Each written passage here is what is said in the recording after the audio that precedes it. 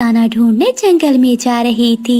रानू चिड़िया दाना ढूंढते ढूंढते बहुत दूर आ गई थी। तभी रानू चिड़िया की नजर तालाब के पास पड़े हुए फल पर पड़ती है। वो तुरंत ही वहाँ चली जाती है और उस फल को खाने लगती है। तभी रानू चिड़िया को तालाब के पास कुछ दिखाई देता है। वो उसके पास जाकर देखने लगती है। अरे ये क्या चीज है? ये दिखने में तो किसी पुराने जमाने का नक्शा लगता है। अच्छा, मैं ऐसा करती हूँ, ये नक्शा लेकर जाती हूँ और अपने दोस्तों को दिखाती हूँ। फिर रानू चिड़िया वो नक्शा लेकर अपने दोस्तों के पास जाती है, जहाँ मिठू तोता और कबूतर अपने घर के बाहर बैठे हुए थे। वहीं दूसरे पेड़ पर अपने घर के बाहर बैठे कालू कौवा और गोरी कौवी भी चिड़िया की बातें सुन रहे थे। मिठू भैया और कबूतर, ये देखो मुझे क्या मिला। जब मैं तालाब के किनारे फल खा रही थी तो मुझे ये नक्शा मिला है। वो दोनों नक्शा देखने लगते हैं। नक्शा देखते ही कबूतर चिड़िया से बोलता है, चिड़िया, ये कोई आम नक्शा नहीं है बल्कि खजाने का नक्शा है। यहाँ पर तो ढेर सारा सोना होगा। कबूतर ठीक कह रहा है, ये नक्शा बहुत पुराना है। ये हो ना हो किसी खजाने का ही होगा। कालू जी, सुन रहे हो ना? खजाना। गौरी, अगर ये खजाना हमें मिल गया तो हम जंगल के अमीर पक्षी बन जाएंगे।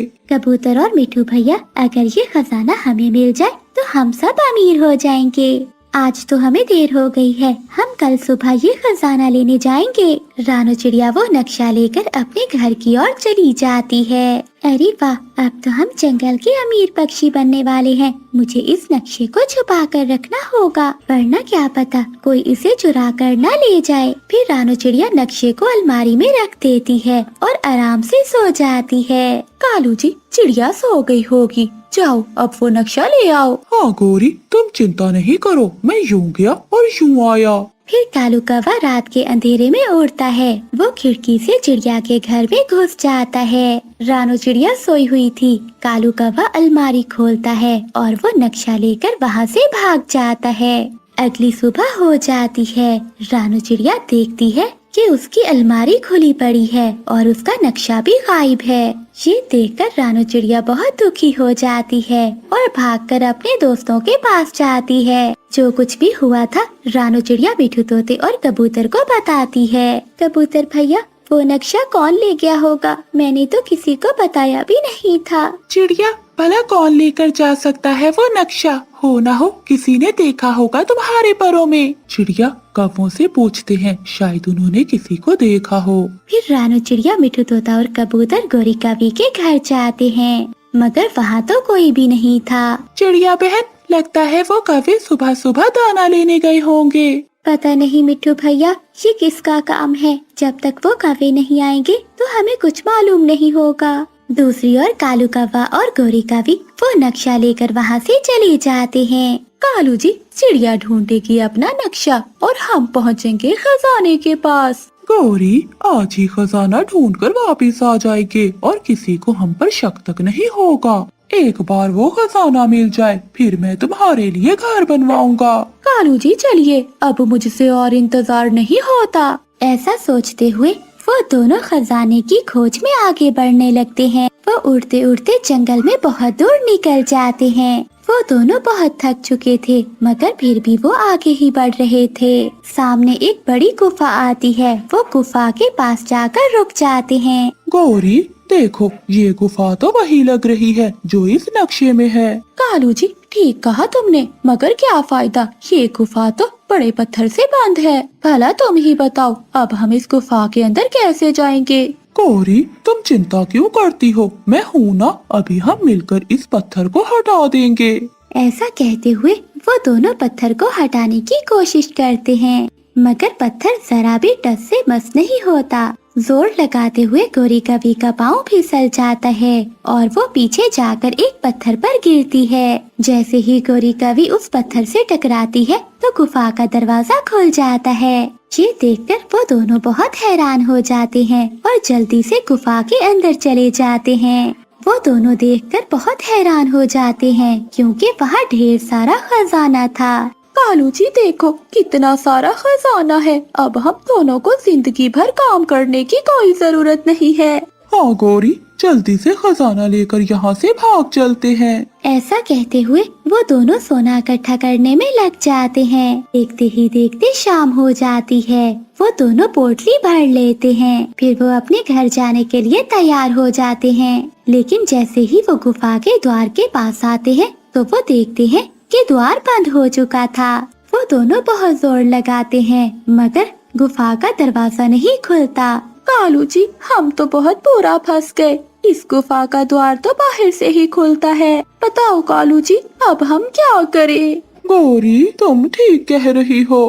गौरी, हम तो भूल ही गए थे कि ये द्वार सिर्फ बाहर से ही खुलता है। फिर वो दोनों गुफा के अंदर ही फंस जाते हैं। देखते ही देखते 2-3 दिन गुजर जाते हैं। एक दिन रानू चिड़िया कबूतर के घर जाती है। मिठू तोता भी वहाँ बैठा हुआ था। मिठू और कबूतर, क्या हुआ? गोरी कभी और कालू कौवा लौटे कि नहीं? चिड़िया, हमने उन्हें कई दिनों से देखा नहीं है। न जाने वो कहाँ चले गए हैं। मुझे तो ऐसा लग रहा है कि मेरा नक्शा उन दोनों ने ही चुराया है। लेकिन चिड़िया, वो अभी तक लौटे क्यों नहीं है? हो सकता है वो किसी मुसीबत में हो। चिड़िया, मिठू ठीक कह रहा है। हमें उन्हें ढूंढने के लिए जंगल में जाना चाहिए। कबूतर भैया, आप ठीक कह रहे हो। वो जैसे भी हो हैं तो हमारे जंगल के पक्षी। हमें उन्हें ढूंढना चाहिए। चिड़िया, मगर हम उन्हें कैसे ढूंढेंगे? हमारे पास तो नक्शा भी नहीं है। मिठू, जब चिड़िया नक्शा लेकर आई थी तो वो मैंने देख लिया था। मुझे उस जगह का पता है। चलो हम सब मिलकर उन्हें वापस लेकर आते हैं। चिड़िया, अगर उन्होंने सच में नक्शा चुराया होगा तो हम उन्हें मारेंगे। ऐसा कहते हुए वो तीनों कालू कौवा और गोरी कौवे को ढूंढने के लिए निकल जाते हैं। उड़ते उड़ते वो जंगल से दूर निकल आते हैं। थोड़ी देर तक वो गुफा के पास पहुंच जाते हैं। चिड़िया बहन, गुफा तो यही है मगर इसका द्वार तो बंद है। गुफा के अंदर गोरी कौवी और कालू कौवे की हालत बहुत खराब हो चुकी थी। कालू जी, बाहर किसी पक्षियों की आवाजें है। बचाओ, कोई हमें बचाओ, हम गुफा के अंदर हैं। अरे, गुफा के अंदर से तो आवाजें आ रही हैं। लगता है गोरी और कालू अंदर हैं। मगर अब हम अंदर कैसे जाएंगे? तभी रानू चिड़िया की नजर सामने एक पत्थर पर पड़ती है जिससे उस गुफा का दरवाजा खुलता है। अरे, ये पत्थर तो सबसे अलग लग रहा है। हो ना हो इसमें कोई राज छुपा होगा। ऐसा कहते हुए रानू चिड़िया पत्थर को धक्का देती है। जैसे ही रानू चिड़िया पत्थर को धक्का देती है तो गुफा का द्वार खुल जाता है। जैसे ही गुफा का द्वार खुलता है तो गोरी और कालू की जान में जान आती है। वो दोनों जल्दी से गुफा के बाहर आ जाते हैं। उन दोनों के बाहर आते ही गुफा का द्वार फिर से बंद हो जाता है। फिर सभी पक्षी खजाने को वहीं पर छोड़ने का फैसला करते हैं। चिड़िया, मुझे माफ कर दो, मुझसे बहुत बड़ी गलती हो गई। हाँ चिड़िया, हमने लालच की और हमें उसका अंजाम मिला। फिर रानू चिड़िया कौवों को माफ कर देती है और वो सब फिर से अपने जंगल के लिए लौट जाते हैं। गोरी कौवी अपने 2 बच्चों के साथ रहती थी। गोरी कौवी पहले से 2 बच्चों की माँ तो थी, लेकिन अब फिर से वो माँ बनने वाली थी। इस हालत में गोरी का पति कालू भी उसके साथ नहीं था। वो उसी जंगल में रहने वाली एक कौवी जिसका नाम नीली था उसके साथ रहता था। गोरी कौवी बहुत मुश्किल से अपना गुजारा कर रही थी और ऊपर से बरसात का मौसम भी शुरू होने वाला था। माँ, मिठू अंकल अपना घर बना रहे हैं। माँ देखिए ना, हमारा घर कितना टूटा हुआ है। हमें भी अपने घर को ठीक कर लेना चाहिए।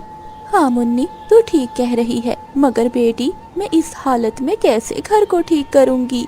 और तुम दोनों बहन भाई भी इतने बड़े नहीं हो कि घर की मरम्मत कर सको। मुन्नी बेटी, रहने दो, जो होगा देखा जाएगा।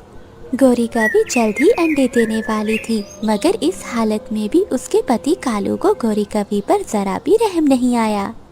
एक दिन गोरी कौवी अपने घर लौट रही थी कि रास्ते में उसे उसका पति कालू कौवा मिलता है।